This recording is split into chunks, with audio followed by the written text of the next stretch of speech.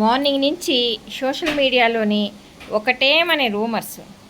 LIC డబ్బులన్నీ కూడా మోడీ అదానీ అకౌంట్కి తరలించేశారని, ఎల్ఐసి దివాలా తీసేస్తుందని, కుప్ప కూలిపోతుందని ఒకటేమని సోషల్ మీడియాలో వీడియోస్ చాలా వైరల్ అవుతున్నాయి.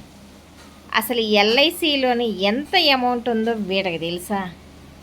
ఒక్కడికి పంపించారు అని ప్రూఫ్లు ఉన్నాయా? ఎవడో విదేశీయుడు చెప్పాడని చెప్పేసి ఒకటేమని రూమర్స్ని స్ప్రెడ్ చేస్తున్నారు కదా. గవర్నమెంట్ ఏం చేస్తుంది? ఇలాంటి రూమర్స్ని స్ప్రెడ్ చేస్తున్న మీడియాని ముందు బ్యాన్ చేయాలి.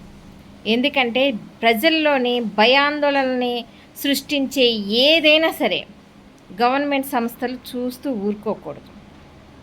ప్రధానమంత్రి గారికి, మిగిలిన మంత్రులకి నా ఈ చిన్న రిక్వెస్ట్, రూమర్స్ని స్ప్రెడ్ చేసే ఏ మీడియానైనా సరే బ్యాన్ చేసి పడేయాలి.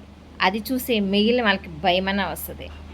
రూమర్స్ని ఈజీగా స్ప్రెడ్ చేయడం చాలా ఈజీ ఏమో, కానీ జనానికి ప్రజలు భయాందోళనని చెందించడం అనేది చాలా నేరం.